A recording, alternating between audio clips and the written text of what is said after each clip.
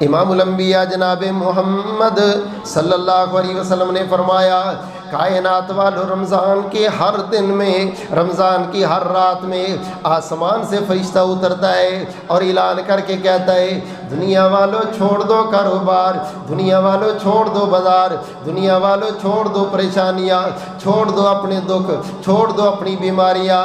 وَنَادَى مُنَادٍ فِي السَّمَاءِ یا باغی الخیر اقبل و یا باغی الشر اقصر وللہ اتقاء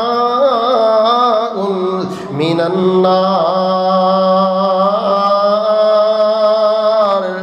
خالق کائنات نے فرمایا میرے فرشتے منادیاں کرتے ہیں او لوگو اللہ ذوالجلال تو جہنم سے آزادی کے پروانے اور سرٹیفکیٹ دے رہے، آ جا غلطیاں کرنے والے تو بھی آ جا، برائیاں کرنے والے تو بھی آ جا، نیکیاں کرنے والے زیادہ نیکیاں کر لے، موسم آ گیا نیکیوں کا۔ اللہ اکبر کبیرہ۔ اسی لیے دیکھ لو جو کبھی مسجد میں نہیں آتے رمضان میں وہ بھی آ جاتے ہیں۔ اللہ اکبر کبیرہ۔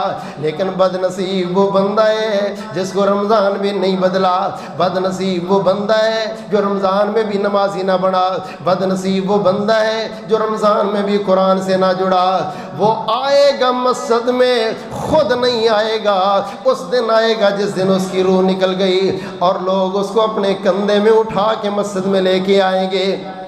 پڑھ لو اس کا جنازہ، دفن کر کے آ جاؤ اس کو۔ اللہ اکبر کبیرہ۔ آؤ اس دن سے پہلے پہلے ہی رب سے صلح کر لو، آؤ اس دن سے پہلے پہلے ہی مسجدوں سے صلح کر لو، آؤ اس دن سے پہلے پہلے ہی اپنے اللہ سے تعلق بنا لو۔ اللہ نے دیکھو کتنا پیارا ماحول دیا ہے، کوئی کھڑا قیام کر رہا، کوئی لمبے لمبے رکوع کر رہا، کوئی لمبے لمبے سجدوں میں لگا ہوا، کوئی قرآن ہی پڑھی جا رہا، کوئی تلاوتیں کرتا ہے، کوئی لمبی لمبی دعاؤں میں لگا ہوا۔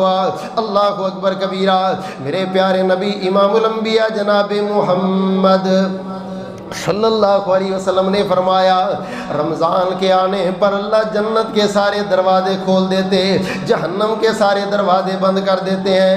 کیا مراد ہے؟ فرمایا اللہ نے نیکیوں کے دروازے کھول دیا، ہر بندہ با کے آ رہا نیکیاں کرنے کے لیے۔ اللہ اکبر کبیرہ۔